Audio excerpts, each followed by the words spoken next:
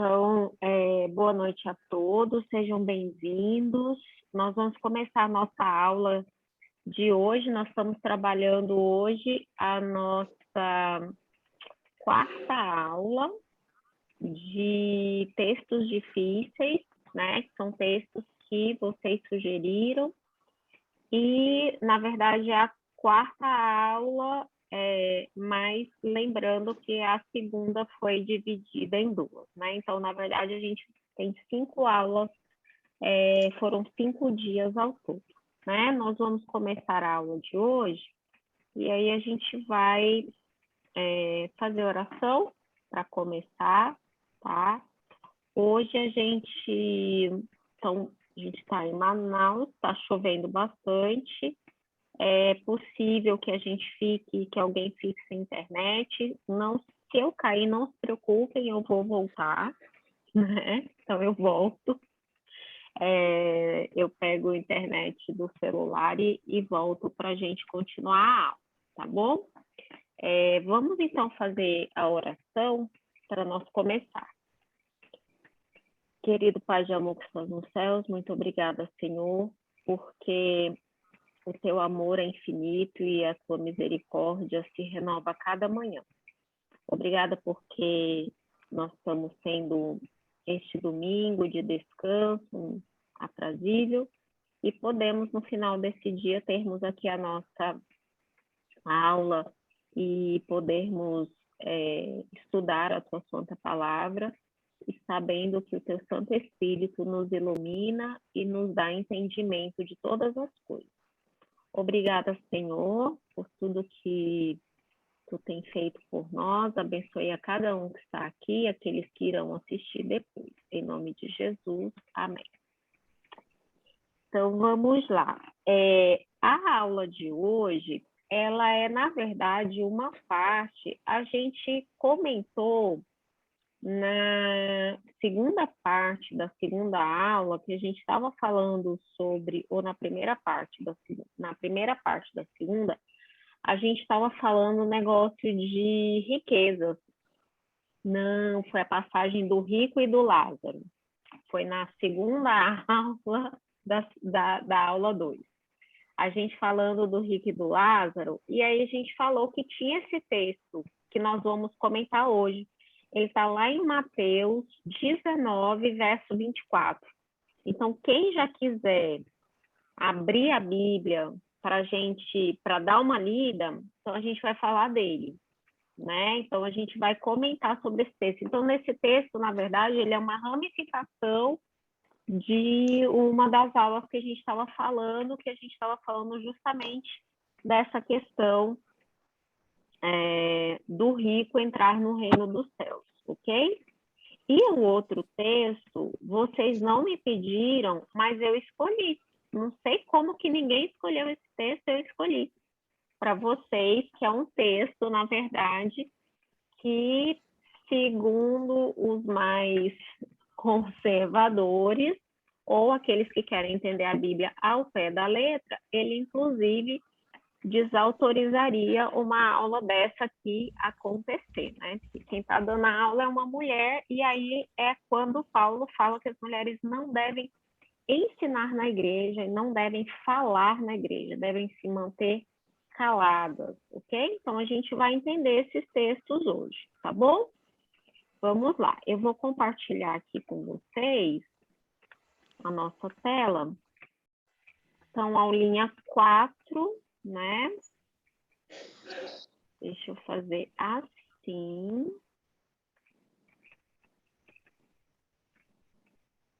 Dá para vocês verem assim? Consegue ver bem? Eu acho que eu vou atrapalhar. Deixa eu só fazer. Não, tá ótimo. Mas eu vou fazer assim para eu não atrapalhar aqui. Pronto. Assim. Então, aí vocês vão ficar, né, com uma visão bem boa dos textos. E aí, se alguém escrever, eu vejo ali em cima na caixinha de bate-papo. E lembrando que se alguém quiser falar, pode me interromper também. Então, a gente vai... Vocês estão conseguindo ver bem, né, gente? Sim? Ou está tampando? Sim, não, tá ótimo. Sim, estou vendo bem. Tá, ótimo, obrigada. Ok. Então, vamos para esse texto aí de Mateus 19, 24, né? Um texto que assim, achei muito interessante, porque tem muita gente que tenta interpretar esse texto de uma maneira diferente, a gente vai entender hoje. Então, está lá em Mateus 19, verso 24, ele diz o seguinte, é Jesus que está falando, tá? Ele disse assim, e ainda vos digo... Henrique, não é para brincar com essa coisa da minha porta. Deixa eu só colocar... Rose. Professor, eu posso ler esse Mateus 19, 24, hein? Para Pode, estrear, por para ver se a favor. internet está boa mesmo aqui no Ceará. Poxa, pode sim. Vamos lá, boa noite a todos, paz do Senhor a todos aí. Mateus 19, versículo 24 diz aqui, na minha Bíblia.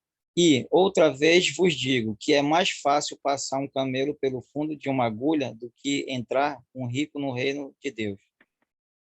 Então, muito obrigada, Charles. Obrigado. Então, o texto, na verdade, ele parece ser muito claro, assim.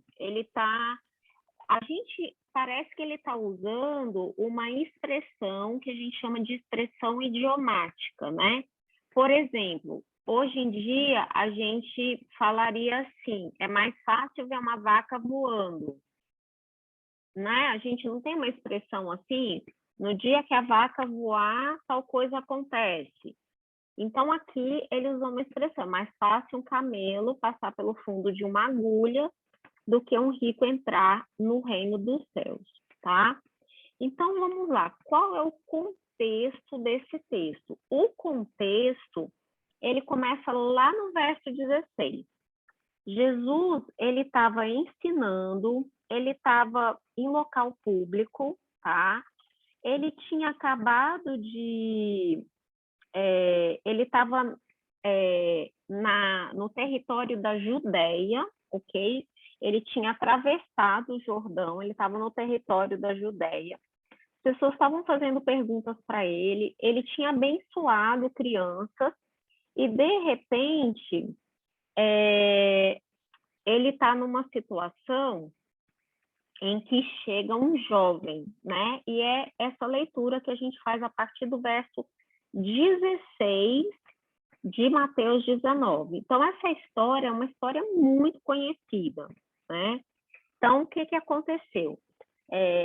Eu vou ler aqui para vocês. Diz assim, eis que alguém, aproximando-se, lhe perguntou, mestre, que farei eu de bom para alcançar a vida eterna?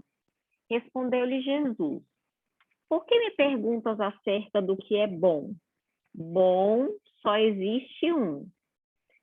Se queres, porém, entrar na vida, guarda os mandamentos. E ele lhe perguntou, quais?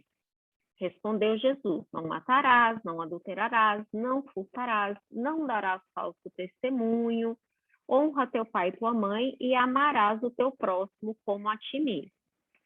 Replicou-lhe o jovem, tudo isso tenho observado. Que me falta ainda? Disse-lhe Jesus, se queres ser perfeito, vai, vende os teus bens, dá aos pobres e terás um tesouro no céu. Depois vem e segue. Tendo, porém, o jovem ouvido esta palavra, retirou-se triste, porque era dono de muitas propriedades. Olha só, então, assim, claro, o nosso mérito hoje não seria falar por que Jesus respondeu o jovem dessa maneira. Mas eu queria chamar a atenção para duas coisas, né? A primeira coisa é que o jovem pergunta assim, o que eu preciso fazer de bom, tá?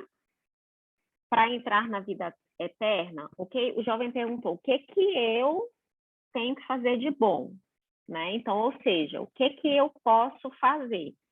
E aí, Jesus já começa dizendo para ele que bom só existe um. Então, assim, o que Jesus responde para ele é assim: olha, justo mesmo só existe um. E aí a gente lembra daquela passagem da Bíblia que fala que não há justo nenhum sequer. Então o jovem está dizendo: olha, o que eu tenho que fazer para ser justo? Né? E aí Jesus falou: olha, justo só tem um. Mas se você quer entrar na vida, guarda os mandamentos. E vocês perceberam que Jesus citou só a parte dos mandamentos que diz respeito ao próximo? Nós temos 10 mandamentos. 4 dizem respeito ao nosso relacionamento vertical, nosso relacionamento com Deus, e 6 dizem respeito ao nosso relacionamento horizontal com as outras pessoas. Jesus só citou a parte do decálogo que diz respeito ao próximo. É como se Jesus já soubesse qual era a dificuldade do jovem. Quando o jovem diz assim: olha, eu tenho feito isso durante toda a minha vida, Jesus sabia que o modo dele guardar essas coisas era o modo dos fariseus. Como era o modo dos fariseus? Era o modo exterior da guarda. Lembra que Jesus, lá no Sermão da Montanha, ele combateu a guarda exterior dos mandamentos. Ele dizia assim: ouviste o que foi dito, não matarás? Eu, porém, digo a vocês, se você se irar contra seu irmão e falar mal para ele, e odiar a seu irmão, você já é culpado de assassinar. Então, ouviste o que foi dito, não adulterarás? Eu, porém, vos digo, aquele que olhar para uma mulher com intenção impura, já adulterou. Então, Jesus, ele vinha desde o início do ministério dele, combatendo essa guarda exterior dos mandamentos, essa guarda de checklist. Tipo assim, hoje eu não matei ninguém, não roubei, eu pedi bênção para minha mãe e para o meu pai, não desrespeitei. Sabe essa coisa de checklist? Que eu já fiz tudo. Então, Jesus estava combatendo isso desde o início do ministério dele. E aí, quando o jovem falou que ele guardava tudo, Jesus falou assim: quer ver que eu vou mostrar que você está fazendo uma guarda que não é uma guarda verdadeira. Você não está fazendo parte da nova aliança, que é aquela aliança em que o coração é mudado e que a lei está no coração. Então, Jesus falou assim: tá bom. Então, você quer ser perfeito? E aí, mais uma vez, se remete ao que a gente tem no Sermão da Montanha, né? Quando Jesus fala: sede vós perfeito, como perfeito é o vosso Pai Celeste, que é você o quê? É você amar o próximo, é você, inclusive, amar o seu inimigo, abençoar o seu inimigo. Aí Jesus fala assim: então você vai, vende tudo que você tem e volta. Você vai ter um tesouro no céu e você vai me seguir. Então Jesus já deu uma lição prática para ele de guarda interna dos mandamentos, né? Tipo assim, você realmente faz o bem para o outro, então vai lá e doa os seus bens. E aí o jovem foi embora triste, né? E Mateus, ele explica por quê. Porque ele era dono de muitas riquezas. Ou seja, era um cara rico que não estava, na verdade, disposto a se livrar. Outra coisa, ele sai triste. Tipo assim, ele entendeu que ele tinha que escolher alguma coisa e ele escolheu. E aí ele escolheu as coisas dele, né? Talvez Jesus não pediu para muitas pessoas abandonarem suas riquezas, e a gente vai ter aqui 2 exemplos aqui hoje para a gente complementar essa passagem, tá? Só um minutinho, que tem um bate-papo aqui. A Andreina está comentando, né, que ele ouviu um não e ainda tinha de fazer escolha. Justamente isso, Andreina, ele tinha que fazer uma escolha e aí ele sai muito triste, né, com essa situação, porque ele realmente não tinha que fazer. Então, qual era o problema do jovem? Ele amava muito as riquezas dele, né? Ele era o apego das riquezas, que é como o Arão está colocando aqui. E você está corretíssimo, Arão. O problema não era ele ser rico, que a gente vai entender daqui a pouco. O problema é que ele era realmente apegado às riquezas. Aí Jesus continua, porque aí ele se retirou, e aí os discípulos ali olhando, né, esperando um comentário daquela situação, Jesus olhou para eles e disse: em verdade vos digo que um rico dificilmente vai entrar no reino do céu. Está lá em Mateus 19, 23. Aí o Charles leu para a gente o verso 24, né, que diz que é mais fácil um camelo passar no fundo de uma agulha do que um rico entrar no reino de Deus. E aí, ouvindo isso, os discípulos ficaram grandemente maravilhados e disseram: sendo assim, quem pode ser salvo? Então, você vê que os discípulos falaram assim: meu pai, quem? E agora? Tipo, se o rico não pode ser salvo, quem vai ser salvo? Então, a gente vai entender por que eles fizeram essa pergunta. E aí, a primeira coisa que a gente tem que responder é o seguinte: a riqueza, ela pode tirar alguém do céu? E aí, a resposta está muito de acordo com isso que o Arão comentou aqui, né? A questão está relacionada não a quanto eu tenho, mas o apego ao que eu tenho e ao egoísmo, né? A avareza, tá? Vamos ler Lucas 12, o verso 15 e o verso 21, que a gente vai ler justamente sobre isso.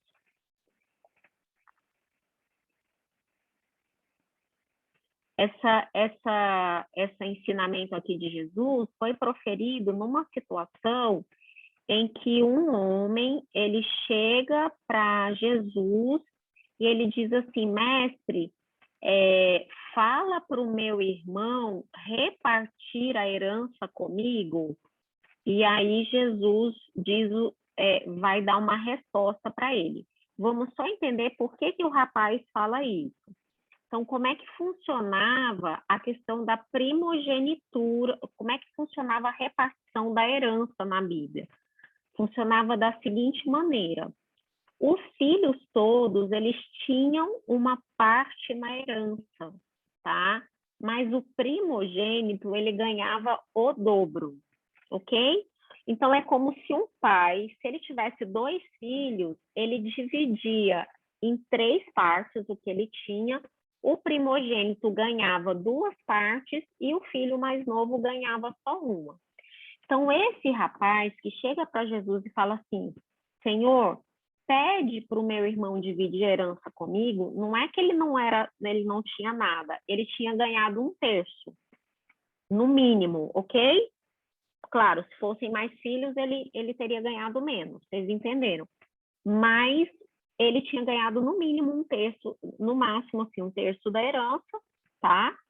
E ele pede, então, ele queria o quê? Ele queria que Jesus fosse contra as leis da primogenitura, para dizer assim, não, vai ter que repartir igual. E Jesus, o que ele fala? Ele fala: olha, quem é que me fez juiz para poder mexer, né, para ser partidor entre vós?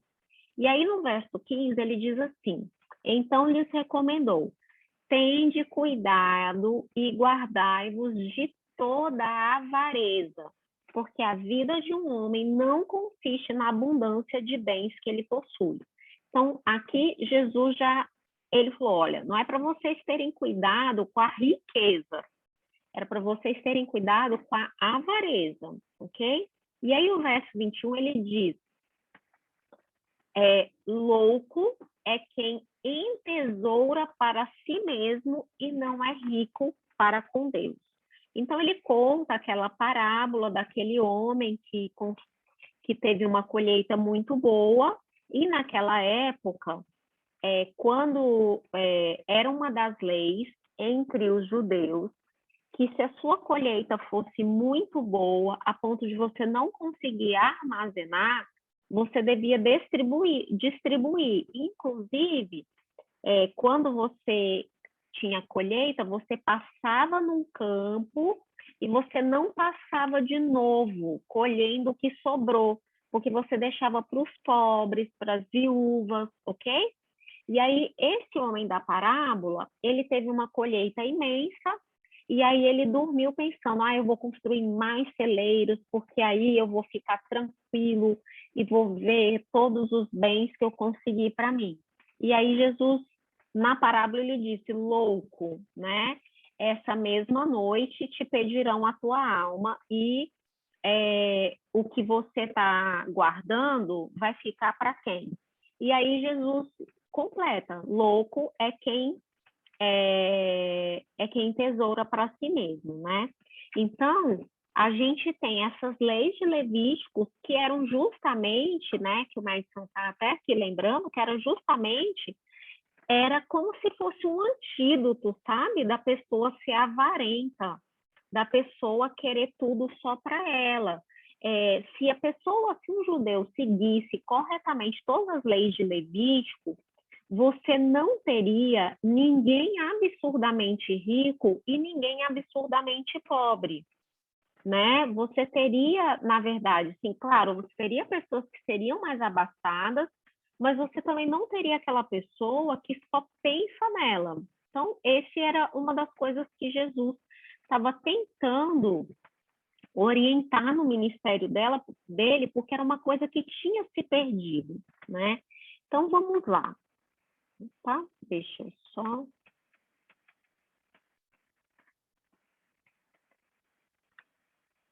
Então, como que a gente explica Mateus 19, 24, né? Então, por que é mais fácil passar um camelo no fundo da agulha, né? Então, é assim, primeira coisa que a gente tem que entender, Jesus, ao dizer isso, ele chocou os discípulos. Por que ele chocou os discípulos? Lembra quando a gente estudou a parábola do administrador infiel, que a gente explicou que os fariseus, os doutores da lei, o pensamento judaico na época é de que quem era rico, quando nós estudamos também a passagem do rico e do Lázaro, quem era rico tinha o favor divino, ou seja, ele em vida, ele já estava recebendo todos os sinais de que Deus era com ele. Então, para ele, se tinha alguém que estava assim, no topo da consideração de Deus, era quem era rico. Então, quando Jesus diz que é muito difícil, é impossível um rico entrar no reino dos céus, os discípulos pensaram, então quem é que vai entrar? Porque se o rico, que tem tudo que Deus manda para ele, que a gente já acha que ele já está naquela pontuação toda perante Deus, ele não vai entrar, então quem é que vai entrar? Então, aí que vocês entendem por que os discípulos ficaram... a palavra aqui, na tradução, está maravilhado, mas no grego, essa palavra aqui é ekplesso, tá? Que quer dizer assustar, espantar-se, ficar assombrado. Tipo assim, nossa, se um rico não pode, quem é que pode? Ok? Então, foi isso. Tanto que aí você vê a pergunta que eles fizeram. Sendo assim, quem é que pode? Claro que Jesus responde para eles, né? No verso 26 a gente vê a resposta. E isso é impossível aos homens, mas para Deus tudo é possível, né? Então, Jesus responde aqui, né? Perplexo. Obrigada, Vanja. Essa é realmente uma tradução boa, tá? Do que Jesus estava falando. Vocês com certeza já devem ter visto muitos vídeos ou sermões de pessoas explicando, e as pessoas dizem que esse negócio do camelo passar no fundo da agulha é porque na época de Jesus a agulha era o seguinte: sabe os portões grandões das cidades? Sabe aqueles portões imensos? Eles tinham uma portinha para passar pessoas, ok? Então, você abria, quando o portão estava fechado, precisava passar uma pessoa, ao invés de você despender uma força extrema para abrir aquele portão, você abria uma portinha e essa portinha se chamava agulha. Então, você já deve ter visto que o que Jesus disse foi assim, não é muito difícil o camelo passar por aquela porta estreita. Então, você já deve ter visto essa explicação, mas aí hoje, eu também pensava que a explicação era essa. Só que aí hoje eu li que essa tradição desse fundo da agulha, ele passou a ser uma explicação muito tardia. Não era uma coisa corrente nos dias de Jesus, é algo que passou a ser difundido alguns séculos depois de que Jesus disse essa expressão. Então, essa expressão, na verdade, provavelmente não se referia a gente tentar espremer um camelo por uma porta pequena. Até porque a gente vê claramente que Jesus estava falando de algo que era impossível, porque Jesus diz assim, isto é impossível aos homens, mas tudo é possível para Deus. Então, Jesus, quando ele falou do camelo... Oi?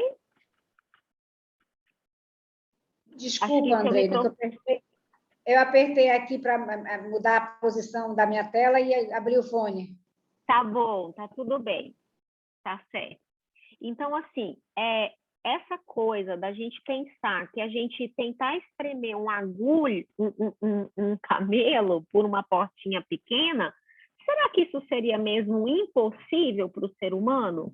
A gente está tentando colocar isso como uma possibilidade, tipo, é algo muito difícil, mas é possível.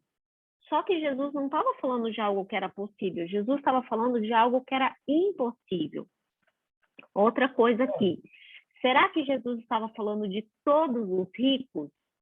Porque quando a gente entende que isso foi proferido após a decepção lá do jovem rico, a gente entende que Jesus estava dizendo assim, olha, é impossível alguém que é apegado às riquezas, alguém que tem as riquezas como primeiro lugar na sua vida, essa pessoa entrar no reino dos céus.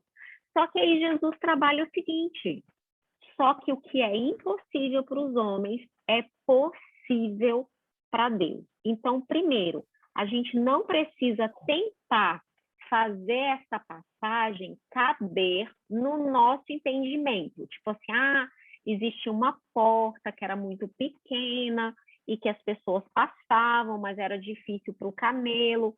Não, realmente a gente não precisa fazer isso, porque o que Jesus estava falando realmente era de algo que era impossível, tá?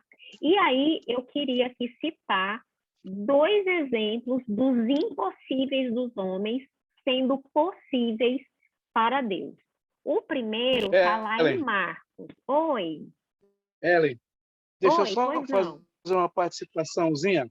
É o seguinte, essa situação aí de camelo, fundo de agulha, tem muitas versões que são apresentadas, né?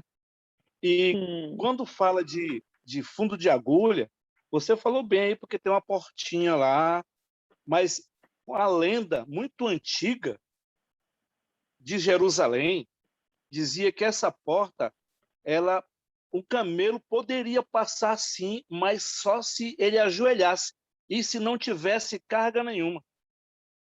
Ou seja, você teria que abandonar. O que carga seria essa? O egoísmo, a avareza, sabe, o orgulho. Você teria que entrar ajoelhado e sem carga nenhuma. Aí você conseguiria passar, o camelo conseguiria passar por um animal grande, mas ele tinha que ajoelhar. Então você vê a dificuldade de um camelo se ajoelhar para poder passar por uma portinha estreita sem carga nenhuma. Então, se você quiser entrar no céu, essa já é uma concepção minha. Você tem que abandonar toda essa carga que você leva hoje de egoísmo, de orgulho, de avareza, de apego aos bens. tem que passar sem carga e ajoelhado, numa atitude de reverência e respeito e arrependimento. É uma opinião minha, não sei se eu me fiz entender nessa parte aí. Fez super entender e obrigada pela sua participação. Essa explicação que você está dando, como eu disse, ela é muito, muito, muito difundida. Só que a questão é a seguinte, essa explicação, ela vem de uma tradição que ela é muito posterior ao momento em que Jesus viveu. Outra coisa é o seguinte, você disse bem, era muito difícil o camelo passar, mas era possível. E Jesus não está falando de algo que é possível, ele está falando de algo que é impossível. Ele diz assim, aquilo que é impossível ao homem é possível para Deus. O que eu gostei muito, muito, muito da sua explicação? Que aí está completamente correto. A atitude de completa humildade e de completo desapego às coisas desse mundo. Realmente essa é a atitude. Mas será que, como ser humano, eu consigo fazer isso? Ou a gente vai se remeter de novo ao que Jesus falou para o jovem rico, que ele diz assim, por que me pergunta sobre o que é bom? Bom só existe um. Então, eu não tenho como ser justa sozinha. Isso não vai ser possível para mim. Isso vai ser possível somente quando eu estou coberta pelo manto de justiça de Cristo. Porque é Cristo que me faz olhar mais para o outro do que para mim. Porque isso não é algo que vem de nós, seres humanos, né? Claro que algumas pessoas têm mais dificuldade do que outras nesse processo de conversão. Mas a explicação é muito boa. Mas o comentário bíblico adventista, ele cita isso, que Jesus estava falando realmente de algo que era impossível. Eu penso que a gente pode pegar essas duas ideias e trabalhar com elas e pensar, poxa, olha o que Jesus estava dizendo, olha o que a tradição judaica diz sobre essa porta em Jerusalém, e aí a gente tirar as nossas conclusões, né? Eu queria citar 2 exemplos para vocês de 2 vezes em que o camelo passou por dentro do fundo da agulha, tá? Para ver que o impossível dos homens são os possíveis de Deus. O primeiro está lá em Marcos 2, versos 13 e 14, tá? Vamos lá. Marcos 2, 13 e 14. Ele diz assim, de novo saiu Jesus para junto do mar, e toda a multidão vinha ao seu encontro e ele os ensinava. Quando ia passando, ele viu a Levi, filho de Alfeu. Esse Levi aqui, gente, é o Levi Mateus, tá? É quem escreveu o Evangelho de Mateus. Ele viu a Levi, filho de Alfeu, sentado na coletoria e disse-lhe, segue-me. Ele se levantou e o seguiu. Então, quem era Levi Mateus? Levi Mateus era um coletor de impostos. Eles eram odiados pelos judeus, mas eles eram muito ricos. Porque a gente já até conversou aqui, né, na aula passada. Eles cobravam os impostos do povo judeu para passar para os cofres romanos, mas eles fraudavam, né, essa coletoria de impostos, eles tiravam a parte deles. Então, Levi era muito rico. E você vê que Jesus, ele passa, ele diz, segue-me, e Levi simplesmente levanta e abandona a coletoria e segue a Jesus. Então, aqui a gente vê o impossível do homem se tornando possível para Deus. O Espírito Santo trabalhando no coração de alguém, possibilitando que essa pessoa faça uma outra escolha, né? Vamos ver um segundo exemplo que está lá em Lucas. Alguém pode ler para mim? Lucas 19, de 1 a 10. É uma historinha bem conhecida essa também. Alguém pode ler?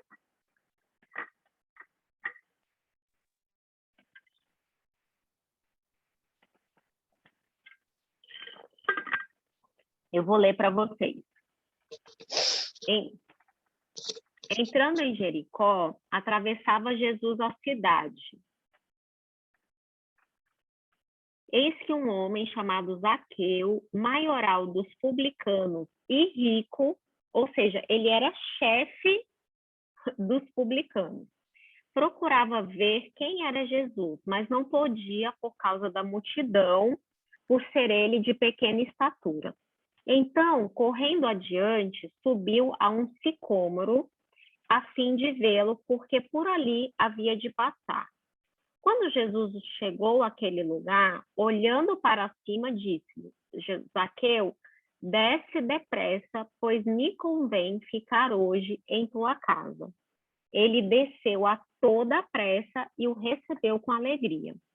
Todos os que viram isso murmuravam, dizendo que ele se hospedara com um homem pecador. Entre mentes, Zaqueu se levantou e disse ao Senhor: Senhor, resolvo dar aos pobres a metade dos meus bens. E se em alguma coisa eu tenho defraudado alguém, eu restituo 4 vezes mais. Então Jesus lhes disse: hoje houve salvação nesta casa, porque também este é filho de Abraão, porque o Filho do Homem veio buscar e salvar o perdido. Olha que exemplo fantástico de alguém que estava perdido, mas que ao ter o seu encontro com Jesus, esse encontro muda completamente. Eu acho que Zaqueu, gente, ele é o oposto do jovem rico, ok? Então, Zaqueu, ele era visto pela sociedade como um pecador, alguém que transgredia abertamente a lei de Deus. Ele era um rejeitado social. O jovem rico, não. Era alguém que cumpria toda a lei, era todo certinho, uma pessoa bem vista pela sociedade. A Zaqueu, Jesus pede para ter um encontro pessoal com ele, né? No caso do jovem rico, foi o jovem rico que chegou até Jesus, né? E eu não sei se ele tinha ali nele alguma coisa de sinceridade, talvez até tinha, né? Quando ele chega para poder conversar com Jesus, mas você vê que Zaqueu, ele estava curioso. Quando Jesus vai para a casa dele, o que acontece? Em nenhum momento Jesus pediu para que ele abandonasse as riquezas dele. Jesus não pede. Eles provavelmente jantaram, conversaram, Jesus falou do reino dos céus, e aquele homem, ele diz: Senhor, eu vou dar metade do que eu tenho. E todas as pessoas que eu já defraudei, se em alguma coisa eu defraudei alguém, eu vou restituir 4 vezes mais. Então, você vê completamente o oposto do comportamento do jovem rico. Porque o jovem rico, quando ele é chamado para seguir Jesus, para dar tudo o que ele tem, e Jesus é radical com ele, Jesus fala de tudo, como a gente viu aí, essa participação que a gente teve, eu não sei quem foi que falou, não sei se foi o Arão ou o Charles, que Jesus, ele pede justamente para que ele se livre de toda a carga dele, né? Então, é para ele dar tudo. E ele se retira entristecido porque ele tinha muita coisa. E já Zaqueu, ele recebe Jesus com alegria. Ao ouvir o evangelho, ele simplesmente resolve, por vontade própria, se desvencilhar daquilo que o atrapalhava, ou seja, da desonestidade dele, da avareza. Então, a gente vê duas pessoas, tanto Levi como Zaqueu, Levi Mateus quanto Zaqueu, a gente vê que a questão aqui não estava no dinheiro em si, e sim na capacidade de abandonar para seguir a Jesus. Nós temos pessoas ricas que se aproximaram de Jesus, que se tornaram seguidores de Jesus, e a gente não vê Jesus pedindo para essas pessoas abandonarem tudo. Por exemplo, um dos exemplos é José de Arimateia, que era o dono do sepulcro novinho onde Jesus foi colocado. Jesus nunca pediu para ele abandonar as coisas. Era um homem de posses, um homem bem-sucedido, conhecido a ponto de ser recebido, né, pelo governador, né? Mas Jesus não pede isso para ele. E Jesus pediu ao jovem rico. E aí é importante a gente pensar o seguinte, porque muitas vezes a gente pensa só na riqueza como sendo um entrave para a gente entrar no reino dos céus. Mas a gente tem, na verdade, outros entraves, né? Qualquer coisa que se coloca entre nós e Deus é um entrave. Vamos ler Hebreus 12, 1 e 2, para ver o que Paulo diz para a gente lá em Hebreus 12, 1 e 2, diz o seguinte: portanto, também nós, visto que temos a rodear-nos tão grande nuvem de testemunhas, desembaraçando-nos de todo o peso e do pecado que tenazmente nos assedia, corramos com perseverança a carreira que nos está proposta, olhando firmemente para o autor e consumidor da fé, Jesus, o qual, em troca da alegria que lhe estava proposta, suportou a cruz, não fazendo caso da ignomínia, e está agora assentado à destra do trono de Deus. O que Paulo está dizendo aqui, ou o autor de Hebreus, se você não acredita que foi Paulo que escreveu? O que ele está dizendo? Ele diz o seguinte, que nós precisamos nos livrar de tudo aquilo que nos atrapalha na nossa caminhada cristã. Talvez o que te atrapalha não é riqueza. Talvez o que te atrapalha é o apego a outras coisas. São outros pecados que te impedem de seguir a Cristo e de correr essa carreira que está proposta. E aí, para encorajar a gente a abandonar isso, o autor aqui do livro de Hebreus, ele disse, porque Jesus, ele trocou toda a alegria que estava proposta para ele no céu, ele trocou tudo para vir morrer nessa terra por nós, não fazendo caso de toda a dificuldade, de toda a humilhação que ele ia passar. Ele veio, ele suportou tudo isso e agora ele está assentado à destra do trono de Deus. Então, aqui nós somos realmente convidados a deixarmos de lado, né? E talvez o que te impede não é dinheiro, não é posição, mas talvez tem outras coisas que te dificultam fazer essa caminhada. E aí eu peguei um versinho que é super conhecido, que está lá em Filipenses 4:13, todo mundo conhece. Por quê? Porque a gente está falando aqui de coisas que são impossíveis ao homem, mas que são possíveis para Deus, né? E em Filipenses 4:13, esse versinho diz para a gente, tudo posso naquele que me fortalece. Ou seja, se nós estamos em Cristo, nós vamos, inclusive, conseguir abandonar os nossos pecados, abandonar aquilo que nos prende neste mundo, tá? Então, vamos lá. Vamos para a nossa segunda parte da aula, que eu peguei esses textos. Na verdade, não é um texto só, são 2 textos, tá? A gente poderia somar outros aqui, mas eu acho que trazendo esses 2, eu acho que fica uma coisa que ajuda bastante a explicar. Esses textos são textos de Paulo, ok? E o que esses textos estão falando? Eles estão dizendo que a mulher não deveria ensinar e a mulher deveria ficar calada na igreja. Então, ai de nós, né? A gente deveria realmente ficar caladinho. Então, vamos ler o texto. Alguém quer ler para mim? 1 Timóteo 2, Eu leio, 8 a... Tá. É 1 Timóteo 2, de 8 a 15, tá bom? Tá, deixa eu só achar aqui rapidinho. Tá. Quero instruções para homens e mulheres, está aqui o título. Quero, pois, que os homens orem em todos os lugares, levantando mãos santas, sem ira e sem animosidade.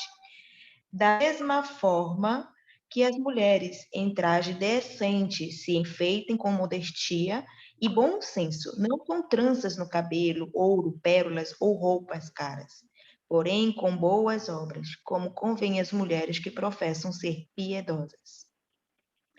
A mulher aprenda em silêncio com toda a submissão, e não permito que a mulher ensine, nem que exerça autoridade sobre o homem, esteja, porém, em silêncio. Porque primeiro foi formado Adão e depois Eva. E Adão não foi iludido, mas a mulher, sendo enganada, caiu em transgressão. Mas ela será salva tendo filho, permanecerá em fé, amor e santificação, com bom senso.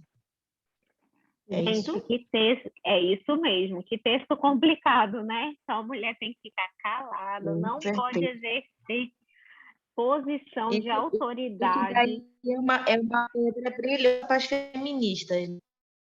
Pois é, esse texto é o texto que faz as feministas se arrepiarem, né? Deixa eu só, eu não estou conseguindo aqui. Alguém escreveu no bate-papo. Olha, o Madison disse que é um texto realmente difícil, que ele sabe que tem uma explicação lógica e razoável, mas que ele ainda não ouviu. Realmente, Madison, mas é um texto muito difícil e não para por aí, porque a gente tem agora 1 Coríntios. Então, vamos lá para 1 Coríntios 14, versos 33 a 35. Eu posso ler. Pode ler, então, por favor. Pois Deus não é Deus de desordem, mas de paz, como em todas as reuniões do povo santo. As mulheres devem permanecer em silêncio durante as reuniões da igreja. Não é apropriado que falem. Devem ser submissas, como diz a lei. Se tiverem alguma pergunta, devem fazê-la ao marido em casa, pois não é apropriado que as mulheres falem nas reuniões da igreja. Eu acho que a gente tinha que parar essa aula por aqui mesmo, né, gente? Porque mulher não pode.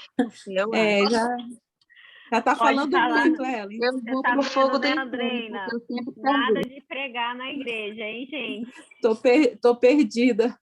Não, eu tô bem. Então a gente não pode pregar, Ellen, não pode... você já está sem coroa. Não, tipo, tô muito perdida.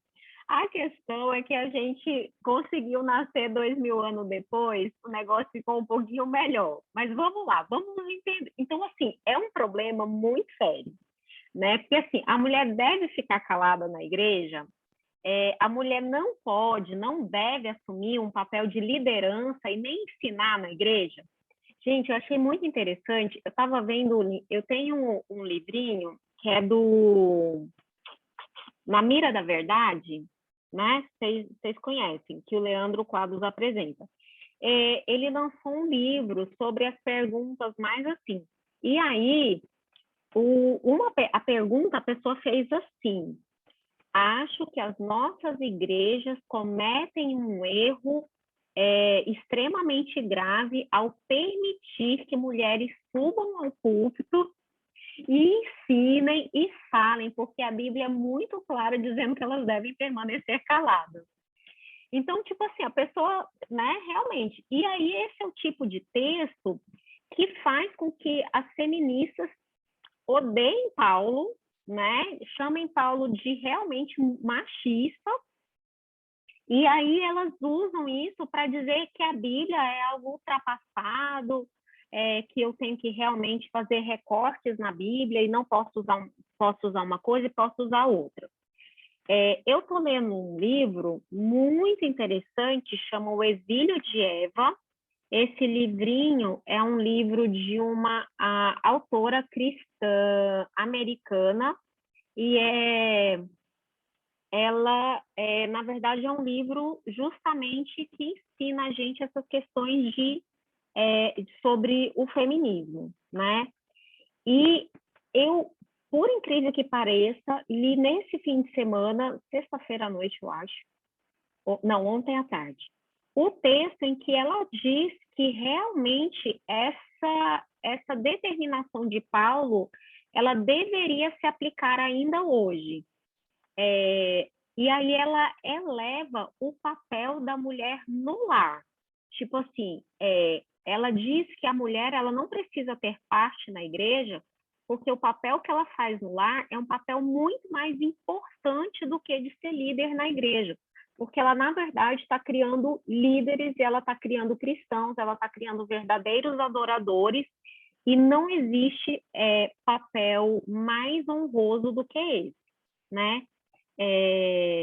Olha, a Vanja comentou aqui que as pessoas que escreveram a Bíblia, elas foram inspiradas pelo Espírito Santo, mas o Espírito Santo, né, não ditou a época, e elas usavam suas palavras e expressavam a cultura da época. Perfeito, a Vanja já está indo realmente no rumo que a gente vai tentar entender o que estava acontecendo aqui, né? Então, assim, a primeira coisa que a gente tem que entender é quem eram os membros da igreja no tempo em que Paulo escreveu essas coisas. Vamos ver, por exemplo, a igreja de Corinto, está lá em Atos 18, de 1 a 4, né? Quando Paulo ele vai para Corinto, tá? Então, vamos ler Atos 18, vamos entender, porque assim, lembra que quando a gente começou a fazer essas aulas de textos difíceis, a gente falou, temos que entender o contexto que ele foi escrito, a época que o escritor viveu, tudo isso, né? Então, Atos 18, de 1 a 4, diz assim, depois disso, deixando Paulo Atenas, partiu para Corinto. Lá encontrou certo judeu chamado Áquila, natural do Ponto, recentemente chegado da Itália com Priscila, sua mulher, em vista de ter Cláudio decretado que todos os judeus se retirassem de Roma. Paulo aproximou-se deles e, posto que eles eram do mesmo ofício, passou a morar com eles e ali trabalhava, pois a profissão deles era de fazer tendas, né? E aí o verso 4 diz assim, e todos os sábados discorria na sinagoga de onde? De Corinto, persuadindo tanto judeus como gregos. Então, quem formava a igreja do primeiro século? Quem formava a igreja eram judeus, né? Eram pessoas conversas do judaísmo e eram gregos, que eram o quê? Eram pagãos, os gregos eram pagãos. Então, assim, vamos entender qual eram os costumes do primeiro século.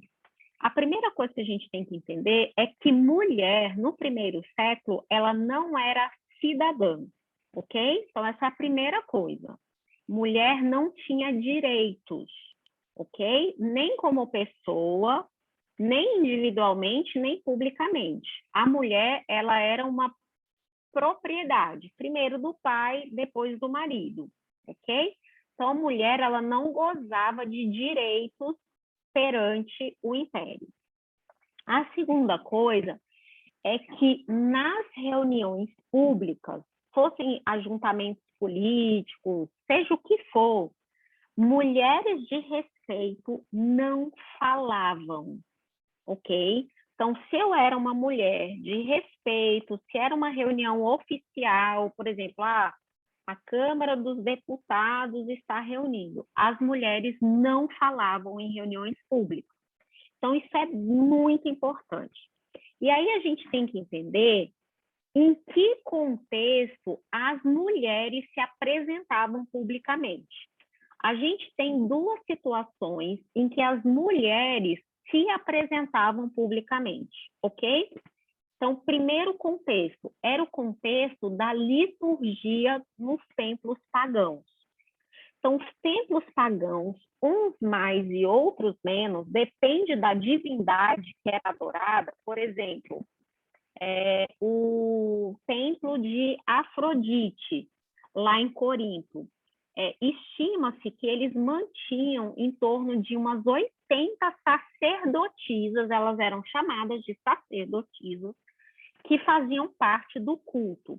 Mas, na verdade, o que elas eram mulheres que ficavam lá à disposição dos pagãos para manter relações sexuais com eles, e isso fazendo parte do culto, ok?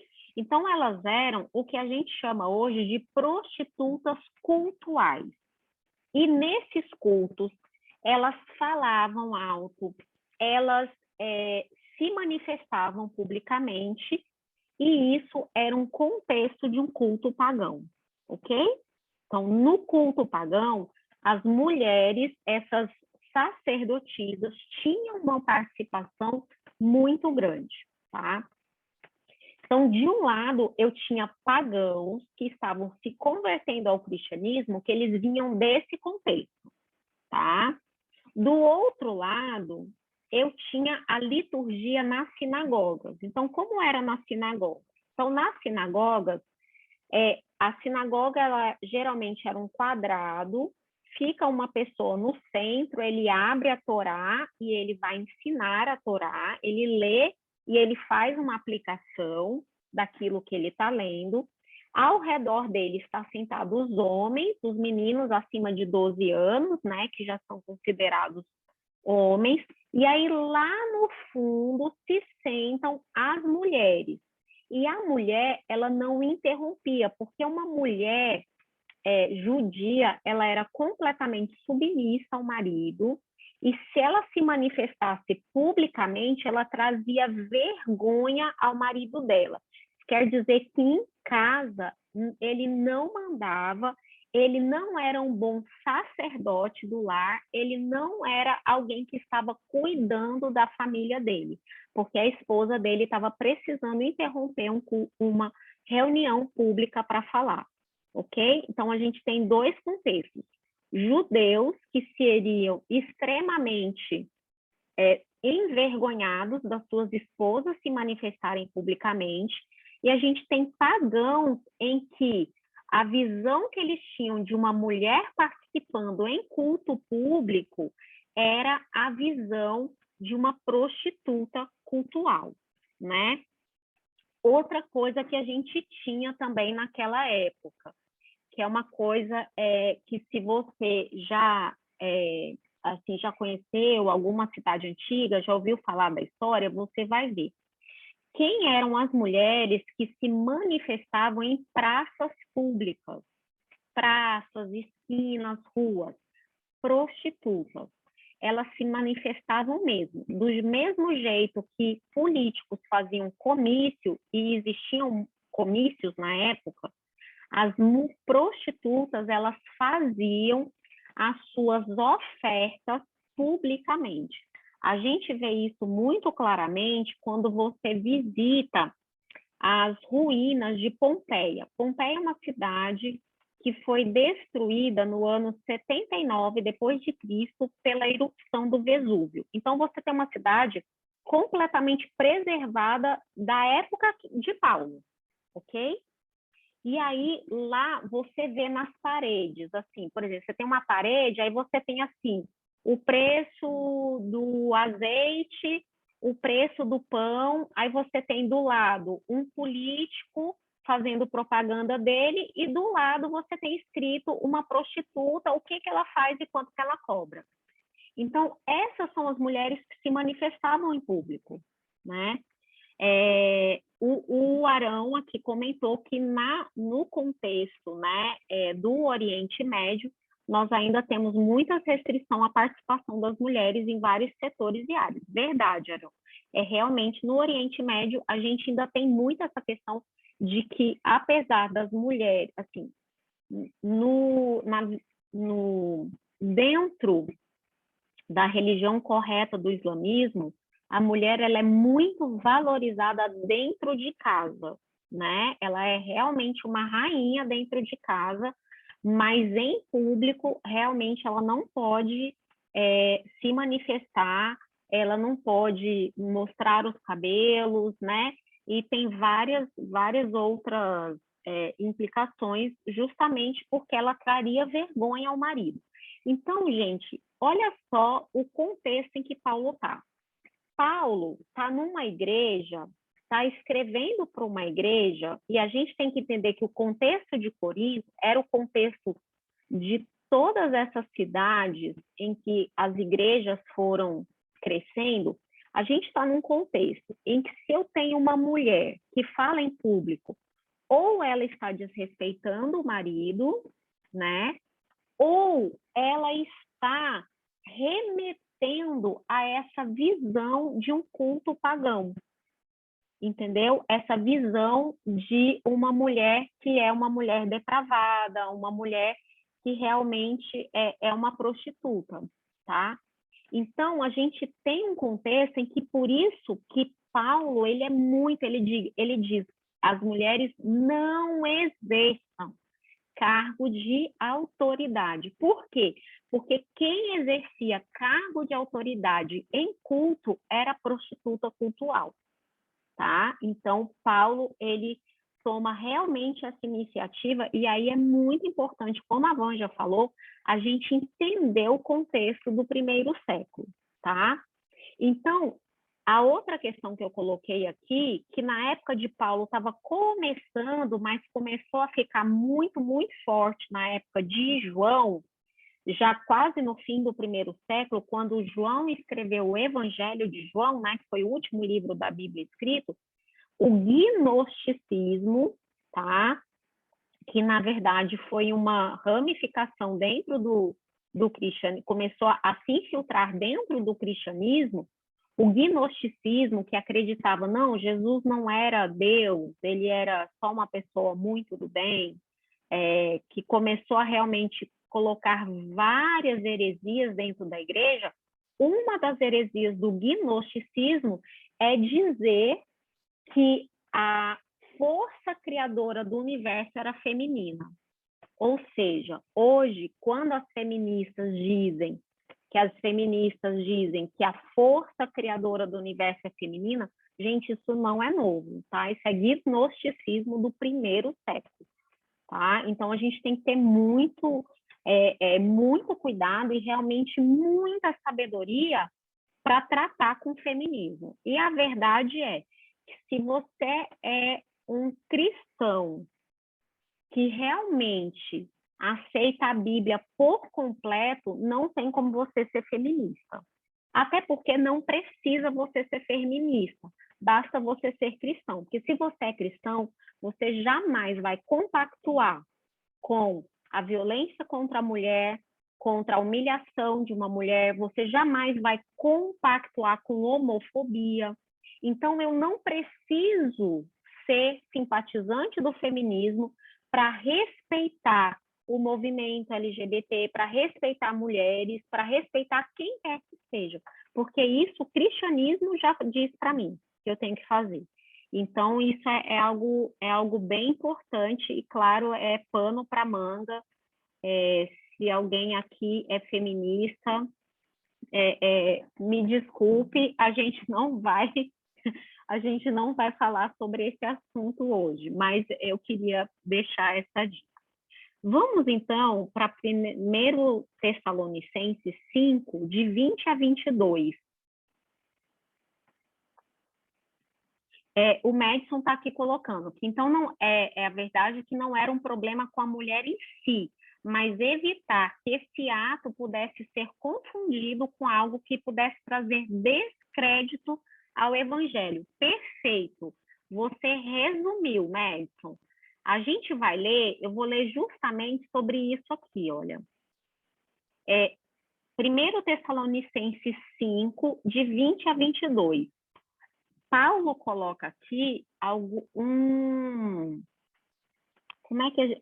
preceito, né, que a gente realmente teria que levar em consideração. Então, 1 Tessalonicenses 5, de 20 a 22, ele diz assim: não desprezeis as profecias, julgai todas as coisas e retende o que é bom. Abstende-vos de toda forma de mal. Então, gente, se um culto, se uma reunião da igreja cristã que estava nascendo e que já era perseguida, se ela trouxesse mulheres como sendo líderes ou mulheres que falassem em público, isso seria mais um empecilho para o crescimento do evangelho. Por quê? Porque reuniões sérias não tinham mulheres falando em público, a não ser naqueles contextos que eu falei para vocês. E não era um contexto bom para ser imitado. E aí, por isso que Paulo, lá em Coríntios, ele fala o seguinte: olha, vocês não foram a primeira igreja a ser criada, vocês não têm que ser diferente de tudo, né? Ele estava justamente tentando prevenir isso, que eles simplesmente começassem a inovar, trazendo esse tipo de coisa para dentro do culto, e eles trariam o descrédito para o culto em si. Lá em Tito 2, versos 3 a 5, Paulo dá um conselho, né? Ele fala aqui o que era esperado, né? E aí ajuda a gente a entender algumas coisas também. Olha, ele diz assim: quanto às mulheres idosas, semelhantemente, que sejam sérias em seu proceder, não caluniadoras, né? Algumas versões vão dizer fofoqueiras, tá? Não escravizadas a muito vinho, sejam mestras do bem, ou seja, elas deveriam ensinar, a fim de instruírem as jovens recém-casadas a amarem os seus maridos, a seus filhos, a serem sensatas, sujeitas ao marido, para que a palavra de Deus não seja difamada. Ou seja, uma mulher que não se sujeitasse ao marido, ela estava trazendo vergonha para o evangelho, ela estava trazendo vergonha para a igreja. Então, era realmente um posicionamento que a igreja tinha que ter para proteger essa igreja que estava nascendo. Então, a gente tem que entender. Mas aí, eu queria trabalhar com vocês, então, qual era o papel das mulheres na igreja primitiva, para a gente poder tentar entender. Mas então, será que as mulheres não tinham papel? Será que Paulo não respeitava as mulheres? Né? Olha só, a Vânia está comentando que isso ajuda a entender Efésios 5:21, né? Que fala da dominação de um sexo, que a gente entender. É aquela passagem que fala: mulheres, sede submissas aos vossos maridos, né? Assim como ao Senhor. Gente, essa passagem, ela está falando realmente de submissão mútua, como a Vânia está colocando aqui. Ela não está falando de realmente dominação de um sexo sobre outro. Acontece que, se você for estudar realmente o que aconteceu com os sexos, com os gêneros, na verdade, com os gêneros após o pecado, você entende que após o pecado, Deus deu funções diferentes para homem e para mulher, ok? A função do Adão, né? A função do Adão, porque lá para a humanidade, né? Criou Deus, pois o homem do pó da terra, nananã, e ele fala assim: sede fecundos, dominai, sujeitai a terra. Tudo isso era para os dois. Os dois seriam coparticipantes do dominar, do preencher a terra, de tudo, sabe? Mas aí veio o pecado. E aí, com o pecado, a gente já tem o primeiro problema de relacionamento. E você vê Deus, então, ele dando funções diferentes para o homem e para a mulher. O homem passaria a ser o cabeça da casa, ok? O que não tem nada de mais se você vê isso sendo aplicado de acordo com o contexto bíblico, não com o contexto cultural da época. Vamos prestar atenção. Eu não pego a cultura da época, eu pego o que a Bíblia ensina que é submissão. A Bíblia, antes de falar mulheres sede submissas aos vossos maridos, ela diz sede submissos uns aos outros no temor do Senhor.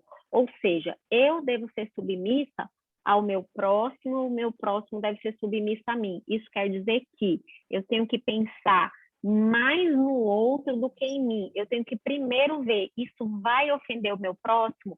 Eu vou prejudicar alguém? Eu estou passando por cima de alguém? Então, isso é a questão da submissão. Tem uma outra participação aqui. Espera aí, gente, que esse modozinho é mais difícil.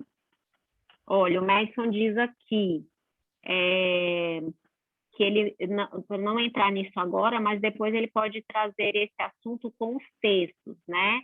Patriarcas e Profetas diz que a mulher está igual ao homem e quando ele desejou subir a uma altura que não lhe cabia por conta do fruto, a consequência foi decair da sua posição por conta do pecado. A questão é essa, é isso que a gente está comentando, que o pecado, ele fez com que a posição realmente tivesse que modificar. O homem realmente passaria a ser o cabeça.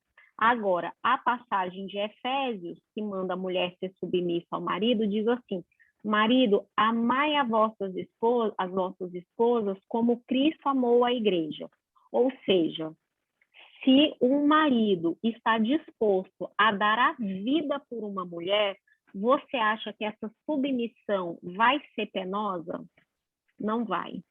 Não vai, porque esse marido, ele vai ter um respeito, um amor, um cuidado, uma proteção com essa mulher, que, na verdade, essa submissão não vai ser a submissão que a gente entende nos dias de hoje, que é você... a Bíblia não está pedindo para você ser capacho, né? A Bíblia está pedindo para você considerar primeiro os interesses do outro e depois os seus, tá? Vamos ler, então, algumas passagens que mostram qual era a posição das mulheres na igreja primitiva.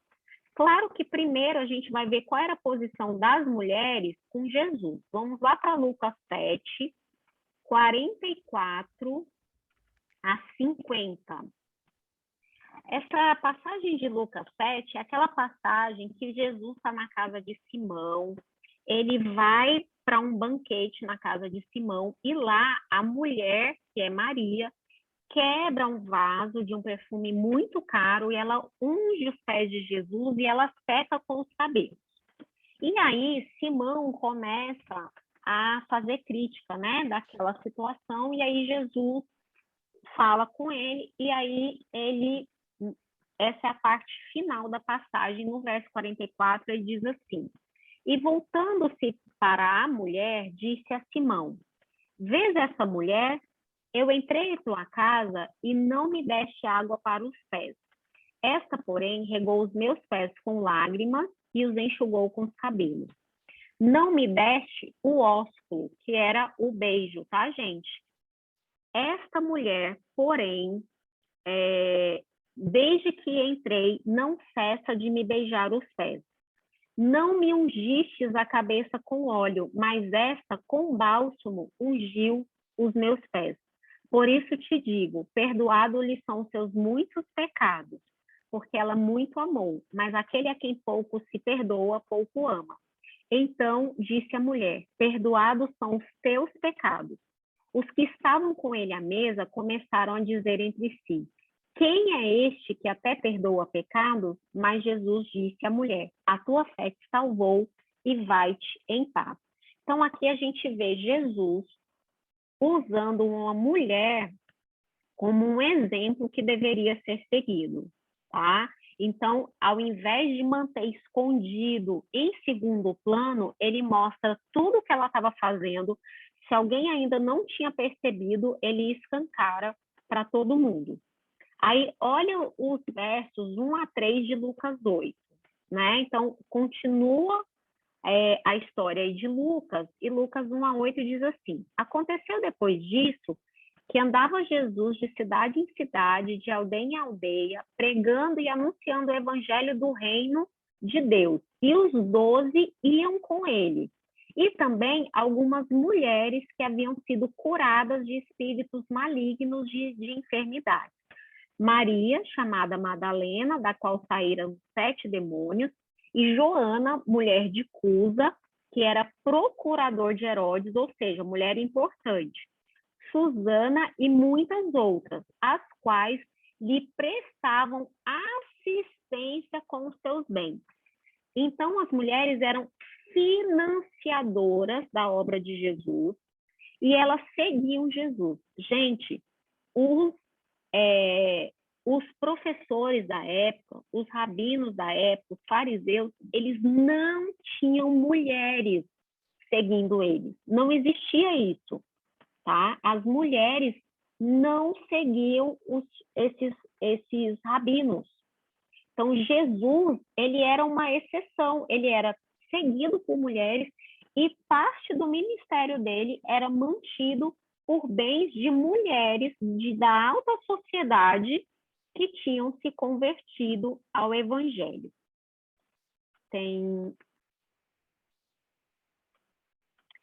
O Madison está lembrando que essa passagem da mulher tem, eu não sei qual é o livro, porque não é em Lucas, né?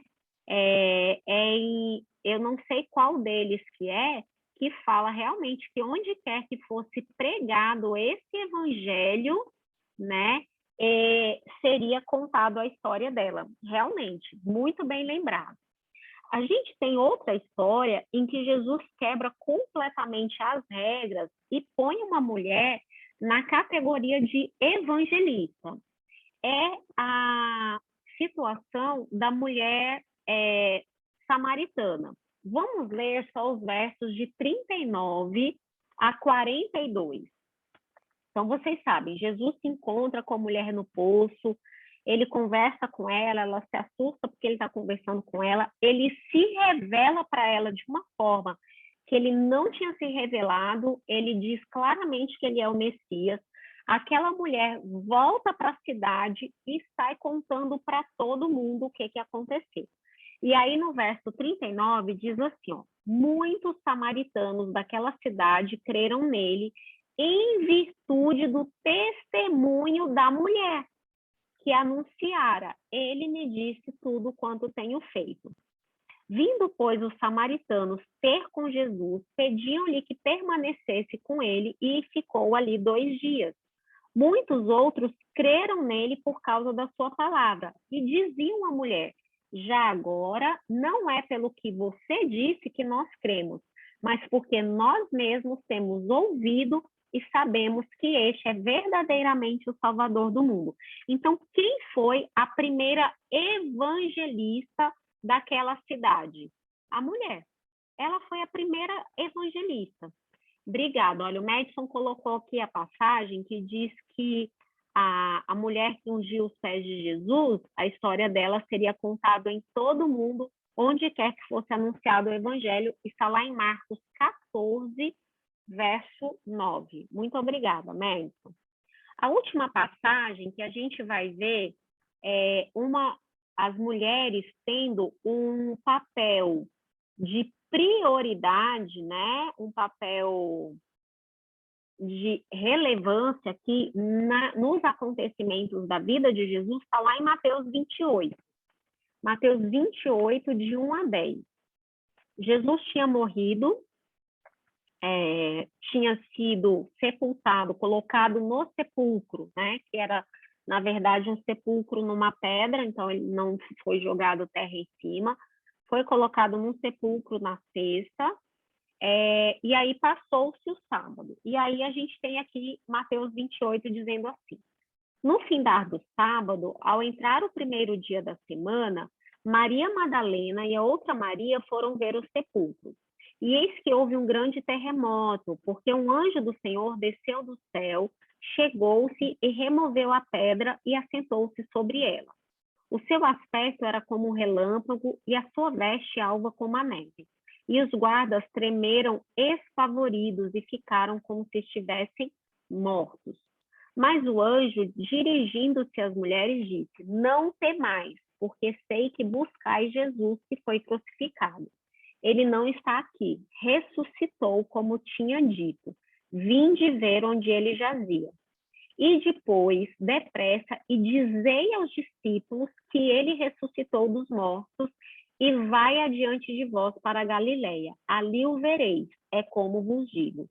E retirando-se elas apressadamente do sepulcro, tomadas de medo e grande alegria, correram para anunciá-lo aos discípulos. E eis que Jesus veio ao encontro delas e disse: salve! E elas, aproximando-se, abraçaram-lhe os pés e o adoraram. Então Jesus lhes disse: não temais. Ide avisar a meus irmãos que se dirijam à Galileia e lá me verão. Gente, esse texto ele é muito significativo. Por quê? Porque nós temos mulheres como sendo as primeiras testemunhas da ressurreição de Jesus, que é, na verdade, o maior marco do Evangelho. Não é só Jesus ter morrido, mas é ele ter ressuscitado. É o que fez com que o Evangelho fosse propagado por todo mundo. E aí, você tem mulheres sendo as primeiras testemunhas. Acontece que, nessa época, o testemunho da mulher ele não servia. Então, você vê que, para Deus, não é assim que acontece. O testemunho de mulher servia sim. E ele diz, olha, é vocês que vão sair daqui e vocês vão contar. Vocês vão contar para os discípulos que eu ressuscitei e eles podem ir para Galileia, porque nós vamos nos encontrar lá. Então, você vê que para Jesus, a gente vê que não existia, Jesus coloca a mulher num patamar que a sociedade da época não colocava, tá? Vamos ver, então, algumas passagens, e a gente já está terminando, tá? Algumas passagens do papel da mulher na igreja primitiva, a igreja ali dos apóstolos, tá? Então, a gente vai ver aqui, primeiro, Atos 21, 8 e 9. Diz assim, olha, no dia seguinte, partimos e fomos para Cesareia, e entrando na casa de Filipe, o evangelista, que era um dos 7, então esse aqui não era o Felipe, discípulo, tá? Esse aqui era Filipe, um dos 7 diáconos que foram eleitos juntos com Estevão, tá bom? Filipe, o evangelista, que era um dos 7, ficamos com ele. Tinha este 4 filhas donzelas que profetizavam. Ou seja, nós temos profetisas na igreja primitiva, lá na época dos apóstolos, ok? Então, elas profetizavam, e aqui Lucas conta, né, que ele e Paulo chegaram lá e essas mulheres profetizavam. E não é dito nada de ruim com relação a isso. Então, a gente vê que elas tinham uma participação. Em Romanos 16, de 1 a 3, a gente vê também Paulo falando dos irmãos que se reuniam na igreja de uma irmã. Olha só o que ele fala. Romanos 16, de 1 a 3, depois nós vamos ler o 6 e o 12. E diz assim, olha, recomendo-vos a nossa irmã Febe, que está servindo a igreja de Cencreia. Então, peraí, Febe trabalhava na igreja, ok? Então, ela trabalhava na igreja. Recomendo para que a recebais no Senhor como convém aos santos e a ajudeis em tudo que de vós vier a precisar, porque tem sido protetora de muitos e de mim, inclusive.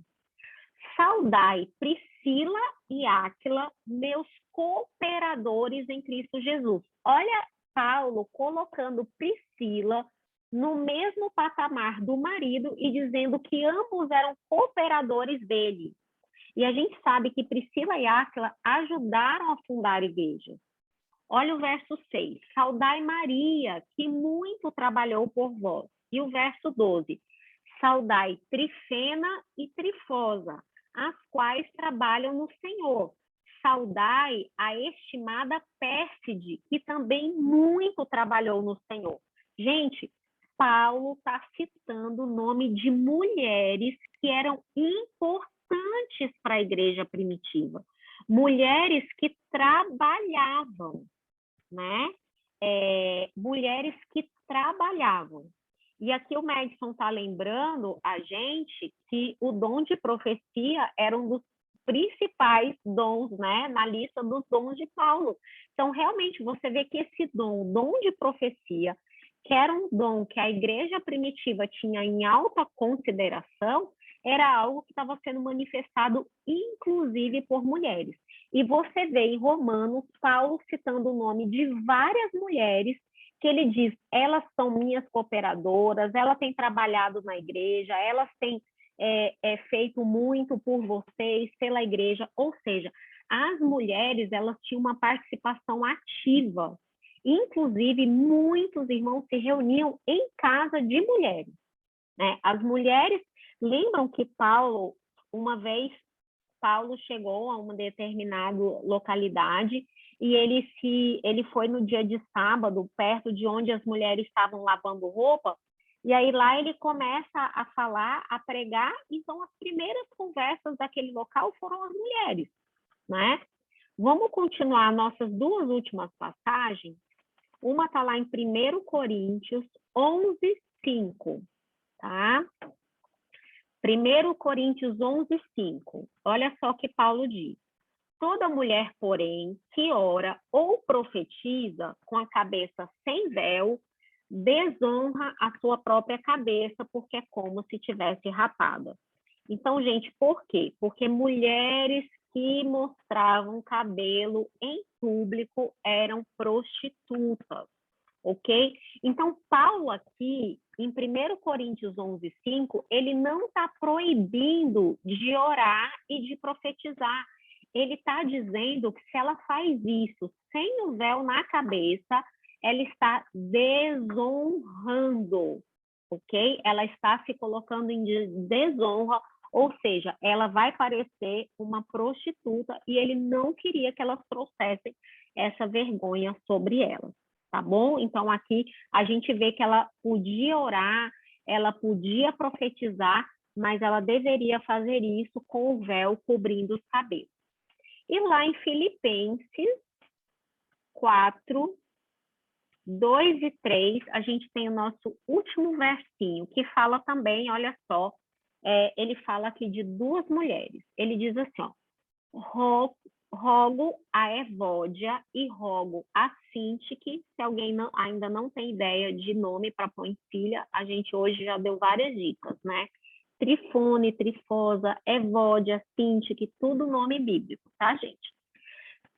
Rogo a Evódia e rogo a Síntica, pensem concordemente no Senhor. A ti, fiel, companheira de jugo, também peço que as auxilies, pois juntas se esforçaram comigo no Evangelho, também com Clemente e com os demais cooperadores meus, cujos nomes se encontram no livro da vida. Gente, Paulo cita o nome de várias mulheres que foram cooperadoras com ele e que, ao que parece, eram líderes de igrejas que se reuniam em casas, ok? Então, a gente sabe que as igrejas daquela época, elas se reuniam nas sinagogas, mas elas se reuniam também nas casas de pessoas. E nesses locais, essas mulheres, elas eram líderes dessa comunidade, elas eram cooperadoras do evangelho, elas financiavam o evangelho e elas ajudavam a pregar. Então, você vê que, na verdade, não é que Paulo fosse hipócrita, né? Ah, ele aceita dinheiro, ele aceita a ajuda das mulheres, mas na hora do vamos ver, ele manda todo mundo ficar calado. Paulo estava tentando proteger uma igreja que estava nascendo. Eu estou rindo do que a Vânia escreveu.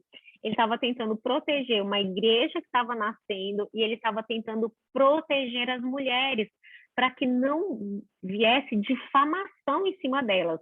E, Evângela, você está certa, estava rolando uma treta mesmo entre a Evódia e a Sintique. E parece que aqui elas eram líderes, porque olha só o que Paulo pede que elas pensem concordemente, ou seja, por favor, entrem num acordo. Parece que uma estava tentando fazer uma coisa e a outra estava tentando fazer outra. E aí Paulo diz, olha, elas são minhas cooperadoras no evangelho, né? Então ele estava pedindo, olha, resolvam isso, resolvam esse desentendimento, por favor, cheguem num acordo, porque vocês são importantes para o evangelho. Vocês são importantes, vocês têm sido cooperadoras, então a gente quer que vocês resolvam tudo. E aí ele tá escrevendo essa carta, né, aqui para um homem, e aí ele diz, ele está escrevendo para os bispos e diáconos, né, e aí ele pede que essa pessoa que recebeu, para que ele ajude essas duas mulheres, mas ele fala, porque elas me foram muito importantes, né? Elas são mulheres que têm ajudado, me auxiliado, né? Na pregação do evangelho. Olha, pois juntas se esforçaram comigo no evangelho, tá? Então, a gente vê que as mulheres tinham, sim, uma participação importante na questão do evangelho. Então, vamos pensar numa coisa. Qual era o problema, então, das mulheres falarem e ensinarem em público? O problema era a interpretação que isso ia, como isso ia soar. Paulo, ele sempre, o conselho dele era, não vamos dar a aparência do mal, vamos fugir da aparência do mal. Então, é por isso que o Paulo pede que elas permaneçam caladas em público, nessas reuniões em público maiores. Ele pede para que elas não ensinem, embora a gente vê que existem várias mulheres que eram evangelistas, mas elas provavelmente atuavam nos seus lares, ok? Naqueles pequenos grupos que se reuniam em lares. Hoje, na nossa cultura ocidental, participar de uma igreja que não permitisse a participação das mulheres seria o problema. Então, hoje, no mundo ocidental, em que a mulher ganha cada vez mais relevância, está ocupando as posições mais altas e que colocar uma mulher para segundo plano é visto como preconceito, incorre inclusive em leis civis e criminais. Se você tem uma igreja que impedisse a mulher de tomar o púlpito, aí sim nós teríamos uma igreja que difamaria o evangelho e que traria vergonha ao evangelho. Mas talvez esses conselhos de Paulo ainda sejam conselhos que devam ser seguidos em muitos países da janela 1040, né, do Oriente Médio, onde o islamismo predomina, onde a mulher realmente não pode falar em público. Então, nesses lugares, realmente não tem como uma mulher tomar a sua posição de liderança, né? O Madison está tentando transportar aqui, né, para os nossos dias, ele diz que seria o mesmo que alguém nos aconselhasse a não fazer uma série de estudos, por exemplo, dissessem para não encher a igreja com bandeiras vermelhas ou do Brasil, por exemplo, quando, na verdade, não há nada de errado com as cores, mas que nós devemos evitar a polarização política, realmente, e evitar que pareça que a igreja está tomando uma posição, realmente. Então, o teu exemplo é muito bom, Madison, seria algo que traria vergonha para a igreja, né? Nós colocaríamos a igreja numa posição em que ela não deve tomar realmente. Então, a gente percebe que a Bíblia, ela traz sempre um local, um papel da mulher que ele sempre está à frente do tempo dele, né? Eu acho que foi o Madison que citou aí mais cedo no chat a Débora, que foi uma profetisa que governou o povo de Israel, acho que por 40 anos, né? Então, foi uma profetisa que ela era a juíza de Israel, numa época em que as mulheres eram só a propriedade de alguém. Você vê a mulher de Provérbios, né? Provérbios 31, se não me engano, mostrando ali aquela mulher que ela faz tudo, ela cuida da casa. Ai, Vanja, foi a Vanja que falou da Débora, obrigada. A mulher que cuida da casa, ela negocia, ela traz dinheiro para dentro de casa, ela sustenta os seus filhos se vestem bem, o marido é estimado na cidade, por quê? Por causa do que ela faz. Você vê a posição que Jesus dava para as mulheres que acompanhavam ele, você vê a posição que Paulo coloca, aquelas mulheres que foram cooperadoras, a ponto de citar nome de muitas delas, gente.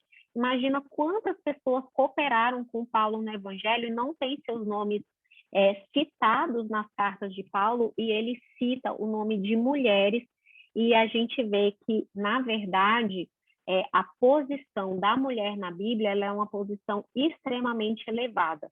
Nós somos criadas à imagem e semelhança de Deus, mas num local em que, para a cultura, seria vergonhoso as mulheres tomarem um posicionamento, Paulo, ele de maneira muito acertada, né? Ele pede para que isso não aconteça, para que não seja impedido realmente, né, de pregar o evangelho, tá? Deixa eu interromper aqui o nosso compartilhamento. Terminamos a aula de hoje. Nossa, demoramos, né, gente? Eu achei que essa aula ia ser super rápido. Eu comentei no início da aula, alguns de vocês não tinham chegado. É o seguinte, nós terminamos hoje essa questão dos textos difíceis. Nós tivemos duas outras sugestões de temas, mas não foram bem um texto em si, né? Na verdade, um tema. Então, a gente teve, por exemplo, tem dúvidas sobre os 144 mil, a gente tem dúvidas sobre a questão da contaminação, né, do santuário celestial, já que o pecado se originou lá. Então, são assuntos e não são, na verdade, versos controversos, são, na verdade, assuntos difíceis de entender. Então, eu achei que não caberia muito da gente trabalhar nesse contexto que a gente está fazendo aqui. E aí, eu queria ver com vocês que eu tenho duas opções, ok? De estudo para a gente fazer a partir da semana que vem, tá? E aí nós vamos fazer oração para encerrar, e aí eu encerro a gravação, e aí só para vocês poderem opinar, tá bom? Vamos então orar. Querido Pai de amor que estás nos céus, muito obrigada, Senhor, porque nós sabemos, Senhor, que para ti não existe homem, nem mulher, nem grego, nem judeu, nem rico, nem pobre, Senhor, mas existem somente filhos teus com o coração quebrantado, que podem se chegar a ti e apossar da justiça de Cristo, Senhor, para receberem a salvação. Obrigada porque a Bíblia nos coloca realmente no lugar onde deveríamos estar, Senhor, no mais elevado lugar, alguém que foi criado à imagem e semelhança de Deus, tanto homens quanto mulheres, Senhor, podem ser filhos teus e almejar um dia estar no teu reino eterno. Obrigada por tudo, dê-nos uma boa semana, em nome de Jesus. Amém. Então, tchau para quem está assistindo a gravação.